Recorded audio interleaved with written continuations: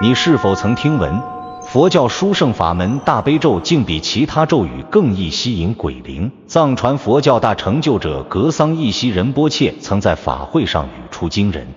揭秘这1000年密咒背后的特殊能量。修行者持诵时频发的灵异现象，究竟是障道危机，还是解脱契机？3项关键修行要领，关乎生死与修行境界，修行者千万要谨记。在藏地康区的崇山峻岭间，一座古老寺院于云雾缭绕中若隐若现，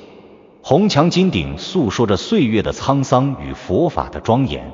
这一日，寺院中迎来了一位备受尊崇的大德，第6世迦木样格桑益西仁波切。一场关于千手千眼观世音菩萨大悲心陀罗尼及大悲咒的殊胜法会即将在此展开。法会现场，居士们也纷纷从四面八方赶来，将小小的法堂挤得满满当当。他们中有的是听闻过大悲咒的殊胜功德，希望借此机会深入学习；有的则是在修持大悲咒过程中遇到了各种奇特现象，心中充满困惑，渴望得到仁波切的开示。格桑益西仁波切缓缓走上法座，他面容祥和，目光深邃而慈悲，仿佛能看透每个人心中的疑虑。简单的仪式过后，仁波切清了清嗓子，开始了今天的讲解。诸位善信，今日我们相聚在此，共同探讨大悲咒这一殊胜法门。大悲咒乃是观世音菩萨慈悲救度众生的心咒，总持了菩萨的无量功德和无边愿力。仁波切的声音沉稳而有力，回荡在法堂之中。然而近来我听闻许多修行者在修持大悲咒时遇到了一些奇特的感应，甚至有人认为被鬼灵附身，心中惶恐不安。今日我便为大家解开这些疑惑。话音刚落，一位年轻的修行者忍不住站起身来，恭敬地问道：仁波切，我一直听闻大悲咒是无上殊胜的法门，能消业障，增福慧，为何会出现这样令人恐惧的情况呢？仁波切微笑着示意他坐下，说道：善哉，你能有此疑问，说明你对修行十分用心。大悲咒确实是无比殊胜的，它的功德不可思议。千手千眼观世音菩萨广大圆满无碍大悲心陀罗尼经中记载，若诸众生诵持大悲神咒，堕三恶道者，我是不成正觉；诵持大悲神咒者，若不生诸佛国者，我是不成正觉；诵持大悲神咒者，若不得无量三昧辩才者，我是不成正觉。由此可见，大悲咒能护佑众生远离恶道，往生佛国，获得无量智慧，那为何还会出现吸引鬼灵的情况呢？又一位修行者忍不住问道。仁波切点了点头，继续说道：这正是我接下来要讲的。大悲咒与其他咒语相比，有一个显著特点，那就是它的音韵和能量特别容易穿透不同界域的障壁。就如同楞严经中所说，音声性动静，文中为有无，无声号无闻，非实闻无性。大悲咒的声音不仅仅是一种声波，更是蕴含着跨越维度的能量波动。它不仅对人道众生有用，对其他道的众生同样有极大感应力。根据经典记载，大悲咒有84000种秘密印器，这意味着它能对应84000种不同的心识状态。仁波切的眼神中透露出一丝深邃，这种广大的覆盖面使得大悲咒成为六道众生都能感应的桥梁，其中自然也包括了鬼道众生。观世音菩萨的大悲愿力遍及六道众生，千处祈求千处应，苦海常作渡人舟。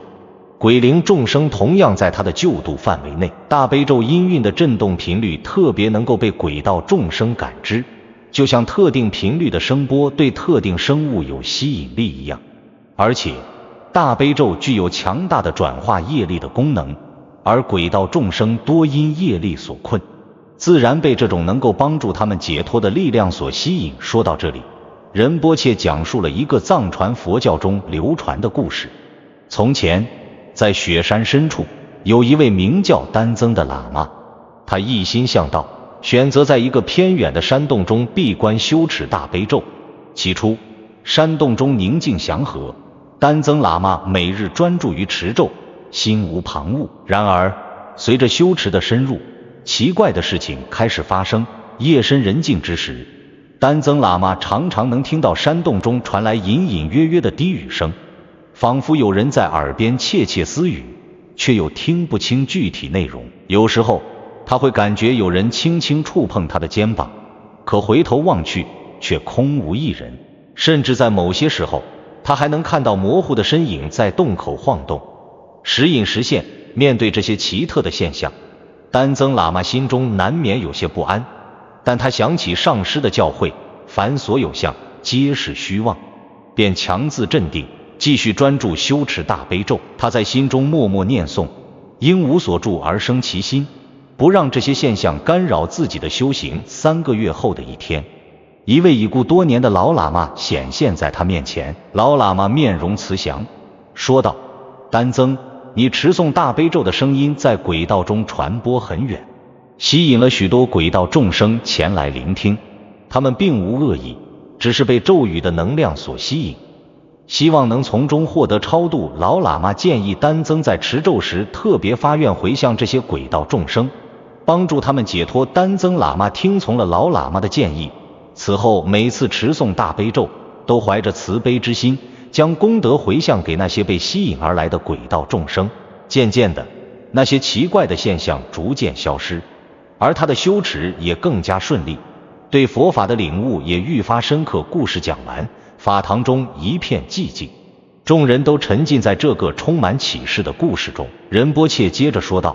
这个故事说明，大悲咒引来鬼灵并非坏事，关键在于我们修行者如何正确应对，而首要的便是要有正确的动机与发心。华严经云：忘失菩提心，修诸善法，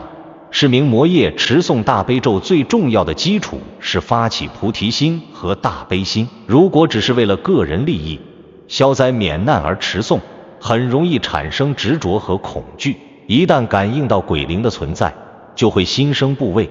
反而影响修持。仁波切的声音中带着一丝严肃，正确的态度应该是，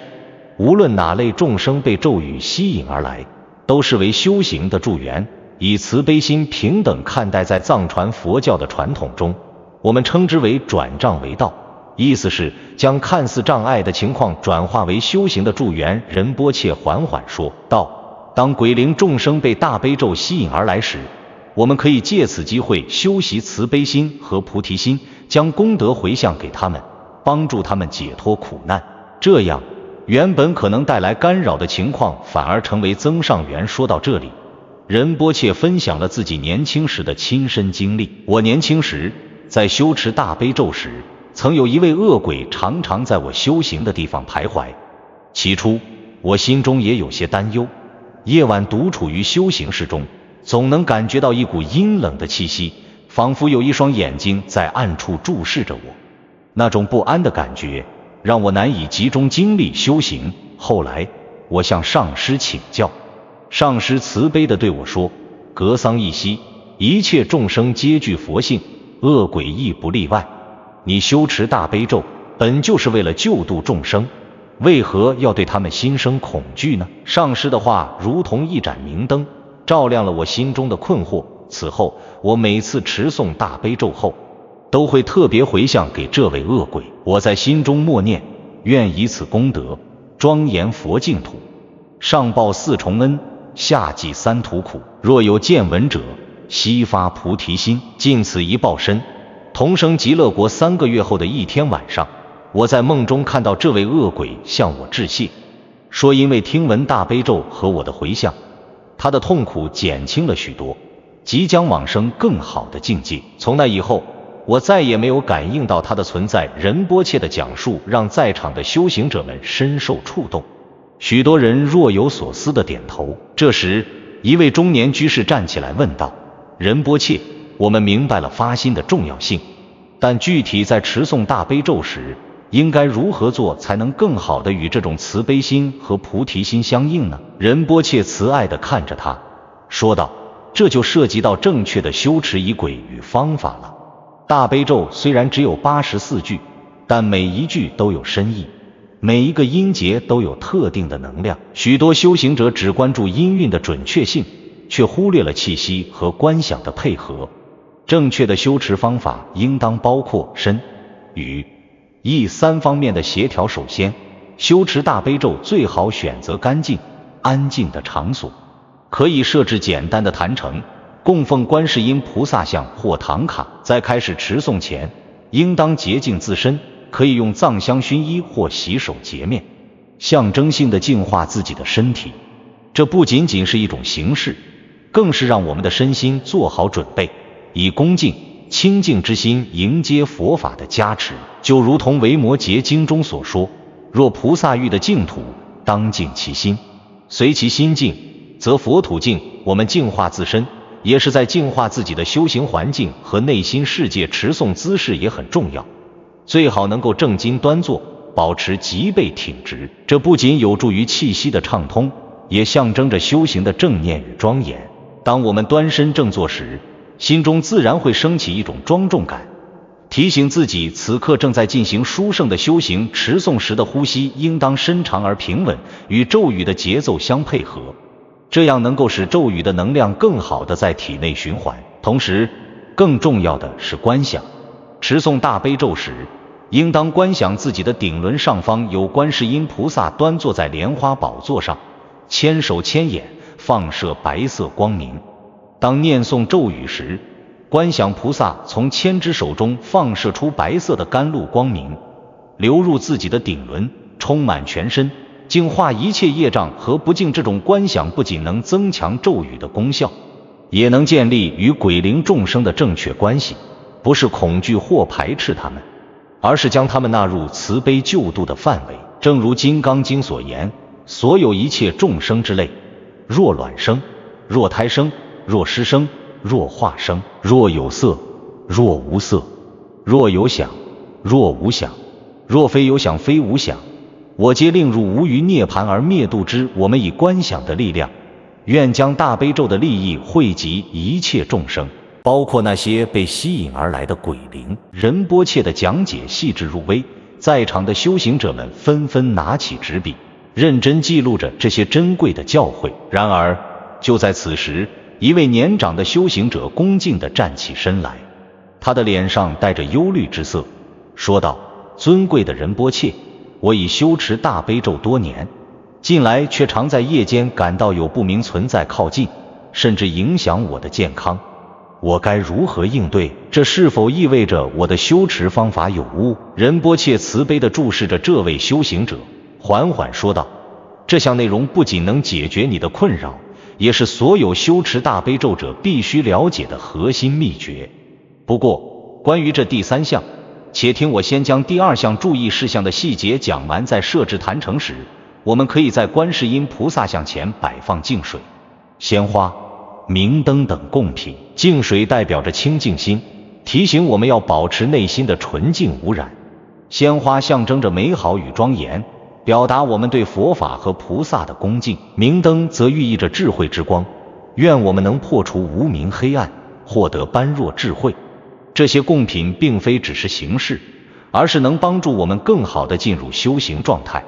与佛法相应。在持诵过程中，每一个音节都要清晰准确，不可含糊带过，同时要用心去感受每个音节所蕴含的能量。比如，当念到俺玛尼班美吽和嗡玛那贝美吽等重要音节时，更要专注。这些音节不仅是声音，更是强大的能量符号，就像开启佛法宝藏的钥匙。而且，观想并非一蹴而就，需要我们不断练习和熟悉。刚开始可能难以清晰地观想出观世音菩萨的形象和甘露光明，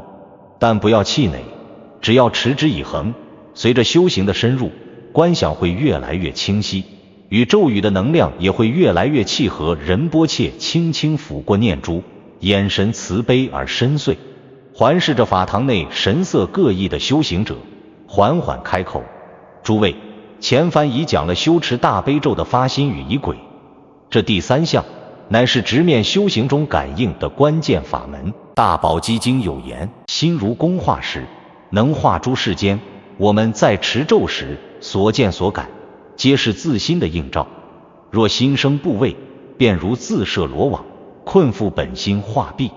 前排一位年轻沙弥颤声问道：仁波切，弟子近日持咒时，总觉背后发凉，似有气息吹拂脖颈，回头却空无一物，整夜辗转难眠。如此下去，如何能安心修行？仁波切微微颔首，轻叹了一口气。楞伽经云：一切法不生，一切法不灭。这些看似可怖的感应，皆如梦幻泡影。你若执着于此，便如孩童见水中月影，伸手捞取，反惊散涟漪。昔日米拉日巴尊者在山洞修行时，亦曾遭遇魔众百般侵扰，岩石滚落，风雪交加，恶鬼现形，可尊者始终安住本心，以万法皆空之念关照，最终魔障皆化为护法，护持左右。此等境界，正是因他不被外相所惑，为让众人更明晰其中道理。仁波切继续讲述，在安多藏地，曾有位女修行者闭关苦修大悲咒。某夜，她于定中忽见无数青面獠牙的鬼灵蜂拥而入，四周瞬间漆黑如墨，寒意刺骨。她虽内心震颤，却即刻忆起上师教导，闭目观想头顶观世音菩萨慈悲垂视，牵手遍洒光明，同时口中坚定念诵嗡嘛呢呗美吽，心中默愿，愿以菩萨大悲力化解众生无量苦，令诸有情离恶道，同生净土正菩提。随着念诵，那些鬼灵的面容渐渐柔和，最后竟化作点点星光，融入光明之中。所以仁波切语气庄重，面对感应，不取不舍，方为正途。圆觉经云：知幻即离，离幻即觉。若贪求感应，便易入魔境；若恐惧排斥，则阻断解脱之路。这其中分寸，须诸位以智慧把握。此时，那位年长修行者再次起身，满脸愁容。仁波切，弟子日夜虔诚持咒，可每到深夜，总觉有股阴冷之气缠绕周身，甚至有时梦魇连连。这究竟是何缘故？仁波切目光如炬，凝视着他，你且仔细回想，持咒时是否心怀杂念，或是未完整念诵首尾之句？大悲咒首尾的南无呵啰达那多罗夜耶语娑婆诃，在密续传承中，犹如坚固城池之门，开启与闭合皆有深意。若只诵中间咒文，恰似门户大开却无人把守，外境干扰自然容易侵入。随后他又转向众人，这就好比建造房屋，门窗不严，风雨必至。持咒若不完整，修行亦难安稳。谈及具体应对之策，仁波切解下颈间的护身符，展示其上的护法图案。若感应强烈，可迅速结金刚结界印，观想自身被璀璨金光环绕，犹如烈日当空，黑暗自散。同时反复持诵六字大明咒，此咒与大悲咒同出观音菩萨慈悲愿力，能形成强大的防护能量场。另外，可将净水置于佛前，持咒加持后，洒于修行之处，口念净水洒出净尘垢，佛光普照破幽冥，一切不祥皆消散，道场清净安无心，以净除晦气。对于梦境中的感应，仁波切翻开古老经卷，娓娓道来。莲花生大士曾受记，修行者梦中遇非人，实为消业增慧之契机。若梦到恶鬼所求，当观想手中生出无尽甘露美食；若见往昔冤亲，便将当日持咒功德尽数回向。这就如同在暗夜中燃起明灯，既能照亮他人，亦能驱散自身恐惧迷雾。人群中，一位老居士抹着眼泪上前：仁波切，我家小孙女持咒后，常说有孩童在耳边嬉笑，还说有人拉她衣角，孩子吓得不敢再修持，这可如何是好？仁波切慈祥的微笑，取出一串开过光的佛珠，让孩子将此佛珠佩戴身旁。持咒后，双手合十念诵菩萨慈悲护孩童，咒力加持化善缘，诸般灵体闻佛法，共入极乐离苦难，并告诉孩子，这些皆是来听菩萨妙法的有缘众生，无需害怕，反而要心生欢喜，以童真的善心与他们共处。仁波切突然站起身，声音洪亮而坚定：诸位，大悲咒吸引鬼灵，非但不是过患，反而是其无量功德的彰显，就如太阳光芒普照，能驱散黑暗，亦会吸引飞蛾。佛说阿弥陀经言，不可以少善根福德因缘，得生彼国，而持诵大悲咒，一念之间便可积累无量善根言罢。他双手结起庄严的大悲印，朗声道：此刻让我们共同持诵大悲咒，观想自身化作千手千眼观世音菩萨，每一只手皆持有法器，每一只眼都饱含慈悲。被咒音感召而来的众生，此刻正沐浴在这慈悲光明之中，往昔罪业皆消，烦恼尽除，随着整齐而有力的咒音在法堂回荡，众人仿佛置身于光明的海洋，温暖与祥和充盈心间。待咒音渐息，仁波切缓缓落座。修行之路布满荆棘，大悲咒引来的鬼灵，实则是菩萨为我们设置的修行考场。通过与他们的交锋，我们方能检验自身的慈悲是否深厚，观想是否真切，正念是否稳固。数月后，那位年长修行者再次前来拜见，他步伐轻快，面容焕发着喜悦的光彩。仁波切，遵照您的教导，我每日持咒回向，如今夜晚安睡香甜。更奇妙的是，我竟能在持咒时感受到一种从未有过的宁静与慈悲，仿佛与观世音菩萨心心相印。格桑一袭仁波切欣慰地笑了：善哉，六祖坛经云，佛法在世间，不离世间教。那些曾困扰你的感应，已化作你修行路上的基石。大悲咒是照见众生苦难的明镜，亦是成就菩提的州法。当我们以清净心、慈悲心持诵，终会明白，所谓鬼灵，皆是等待救度的有缘众生，而我们亦在救度众生的过程中，完成自我的修行与解脱。暮色渐浓，夕阳为寺院镀上一层金色，修行者们缓缓散去，他们的步伐坚定而从容，因为仁波切的开示已在他们心中种下智慧与慈悲的种子。这颗种子必将在未来的修行路上生根发芽，开花结果，直至成就无上菩提。如果你喜欢佛学内容，记得点赞和订阅，不错过每一次深刻的分享和启发。让我们一起探索佛法的智慧，